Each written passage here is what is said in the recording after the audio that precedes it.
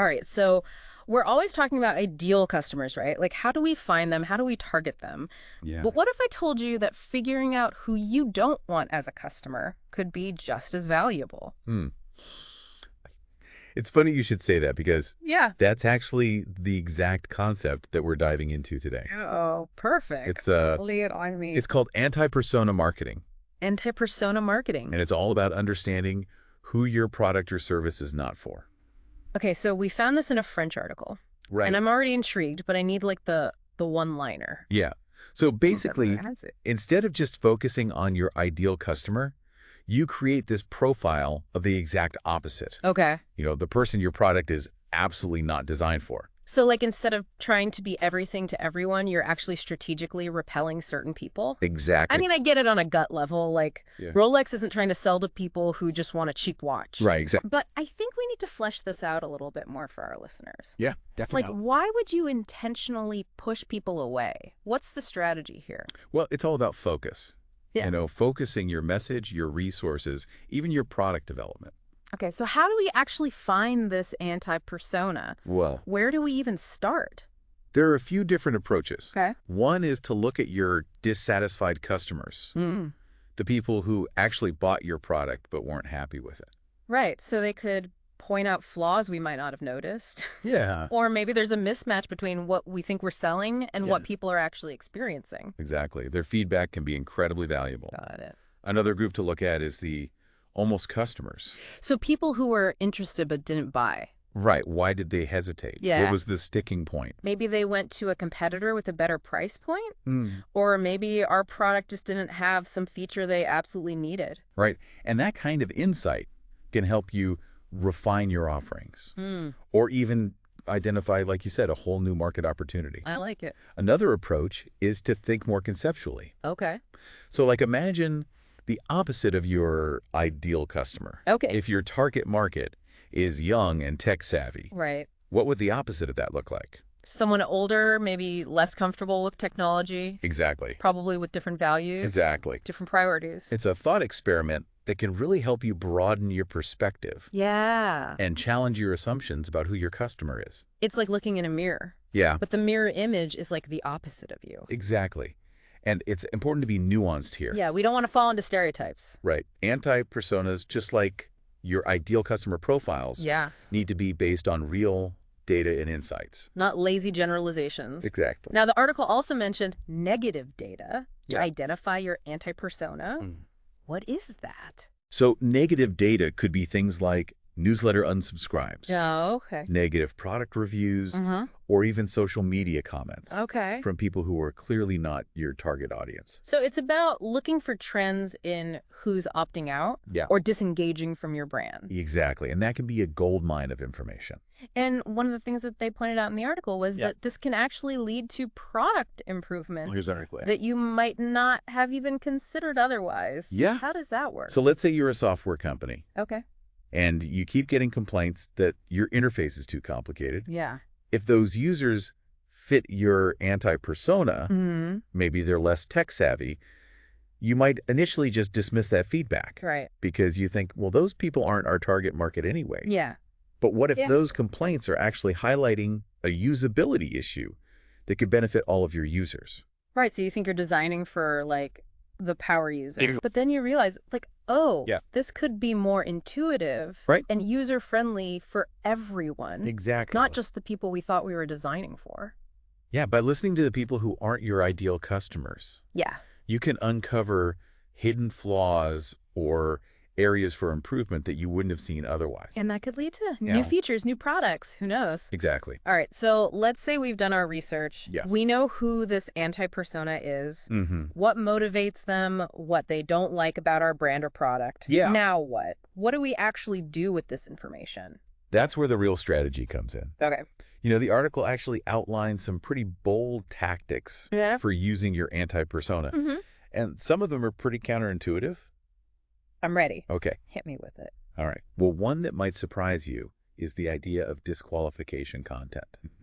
Disqualification content. It's about being upfront about who your product or service is not for. So instead of trying to convince everyone to buy our product, we're actually telling some people not to buy it. It seems counterintuitive, Yeah. but it can actually be very effective. Okay. Think of it like this. By being transparent about your product's limitations Mm-hmm. or who it's not a good fit for, Right. you're actually building trust with your target audience. So it's like saying, hey, we're confident enough in our product Yeah. that we're not afraid to tell you who it's not for. Exactly. And it can also help you avoid wasting time and resources on marketing to people who are never going to be your customers. Right. So like in the article, they gave that example of, Yeah, the high-end bicycle company. yeah, they're very clear in their marketing that their bikes are not for casual riders. Right, or people on a tight budget. They're for serious cyclists who demand the best and are willing to pay for it. Exactly. And by doing so, they're creating a sense of exclusivity Yeah. and desirability around their brand. I like it. Makes sense. Another tactic the article highlights is anti-targeted campaigns. Anti-targeted campaigns. It's about deliberately crafting campaigns that are not designed to appeal to certain people. Okay, how could that possibly work? It's about being different, Okay. unexpected, Mm-hmm. and maybe even a little provocative. So like those Spotify ads? Yes, exactly. Remember those ads based on like unusual listening habits? Yeah, like, dear person who listened to Sorry 42 times on Valentine's Day, what happened? Exactly. They were so effective because they were so unexpected and relatable. They were funny. Yeah. I mean, I remember them. By highlighting these quirky offbeat use cases, Spotify was able to connect with people on a personal level and create a sense of community. It's like they're celebrating all the weird ways people use their product Exactly. and showing that it's for everyone, even those with like, shall we say, unique tastes. Exactly. And another great example is Dollar Shave Club. Okay. They initially targeted men who shaved regularly, Right. but then they realized there was this huge untapped market of women Okay. and people who don't shave as often. So they were kind of like pushing back against their initial assumptions. Exactly. They Yeah. started featuring women Yeah. and people of different ethnicities in their ads. Mm-hmm. And they even launched product lines specifically designed for sensitive skin or different hair types. So they're basically saying, hey, we're not just for the stereotypical Yeah. man who shaves every day. Exactly. Please. For everybody. Precisely. And by doing so, they were able to significantly expand their market Mm-hmm. and reach new customers. That's a good one. Now, another tactic that really intrigued me is the idea of bridge products. Bridge products. Yeah, it's about creating a product or service that appeals to your anti-persona Okay. while still aligning with your brand values and mission. So it's like a bridge Yeah. between your core offering and a new audience. Exactly. Give me an example. Okay, so the article uses Airbnb as an example. Okay. They started out targeting budget travelers as an alternative to hotels. Right. But then they realized there was also a demand for more luxurious experiences. And that's how they got Airbnb Plus and Airbnb Lux. Exactly. And those are definitely not aimed at the backpacker crowd. No. By creating these bridge products, Airbnb was able to tap into a whole new market Mm-hmm. of travelers who were looking for something more upscale Yeah. and unique. So they broadened their market without abandoning Yeah. their initial vision. Precisely. That's really cool. And, you know, this idea of bridge products can be applied to so many different industries. Give me another example. Okay, let's say a company that makes healthy snacks primarily for kids. Okay. They could create a line of adult snacks with the same healthy ingredients, Mm. but with flavors and packaging that appeal to a more mature palate. So they're not changing their core mission, Exactly. but they're opening up to a new market. Right. I like it. The article also mentions reverse storytelling as a tactic. Reverse storytelling. It's about showcasing how someone who isn't your typical customer Okay. found unexpected value in your product or service. The article didn't give a specific example for this one, did it? No, it didn't. But I was thinking about a company that makes project management software. Okay, so their typical customer is like a project manager or a team leader. Right, exactly. But what if they did a case study Yeah. about how a freelance writer uses their software Exactly. to organize research and manage deadlines Right. and collaborate with clients? Because it's unexpected. Yeah. It's memorable and shareable. Right, it makes you think, oh, I could use that too. Exactly. Even though I'm not a project manager. Yeah. Okay, this is all really interesting, but I think it's important to acknowledge that anti-persona marketing isn't without its risks. Of course. Like, we can't just go around alienating potential customers, Right. can we? Right. It's a powerful tool, but it's not a magic bullet. So what are some of the pitfalls we need to watch out for? I think the biggest risk is alienating your core audience. Mm-hmm. You know, If you're too focused on who you don't want as a customer, you might neglect the people who are already loyal to your brand.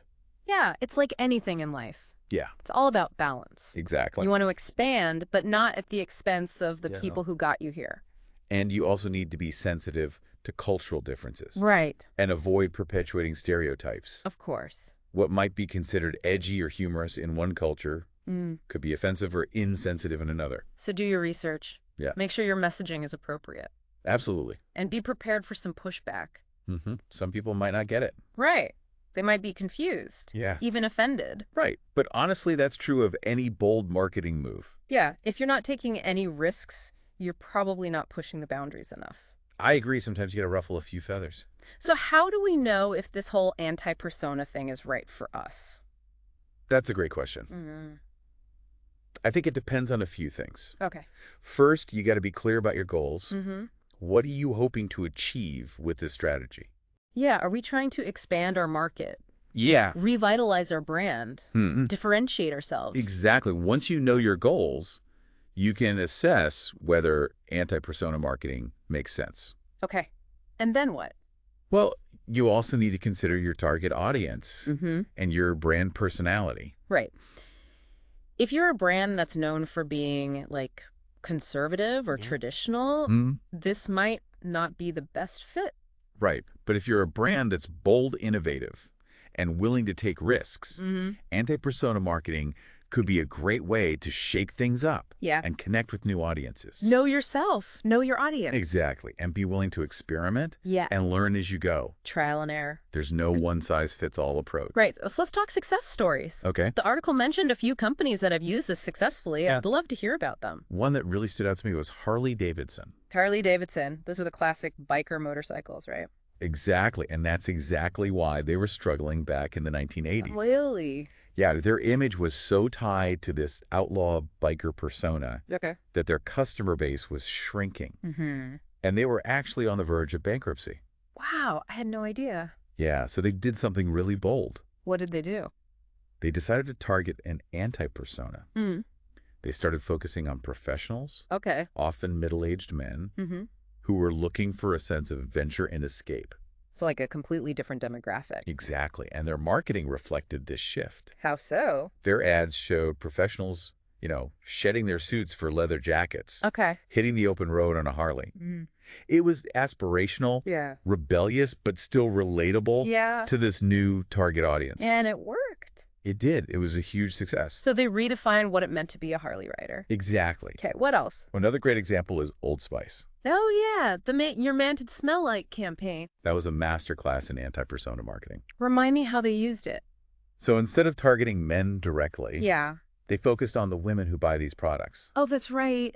Those ads were hilarious. Yeah. They really stood out. They injected humor, sex appeal, Mm-hmm. a touch of self-awareness. Yeah. It was fresh, unexpected, and it resonated. And it wasn't just a creative success, it was a commercial success, too. Absolutely. They saw a huge increase in sales and revitalized the brand. It's like they gave Old Spice a whole new personality. Exactly. And of course, there's Spotify. Yeah, we talked about them a bit earlier. They really get how to use data, Yeah. including data from their anti-persona. Right. They embraced the quirky, the Yeah. unexpected, Mm-hmm. the outliers. Yeah, they're not afraid to be different. And that's what makes them so relatable. Yeah, it's like they're saying, hey, we get you. Yeah. We understand you're not just a statistic. Mhm. You're an individual Exactly. with unique tastes. And by celebrating that individuality, they're building a strong sense of community. Nice. And then there's LinkedIn. LinkedIn, that's for like professionals, right? Traditionally, yes.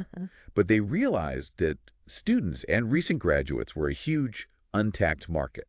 Okay. So by targeting this anti-persona, Yeah. they were able to capture users earlier in their careers Mhm. and build long-term relationships. Smart.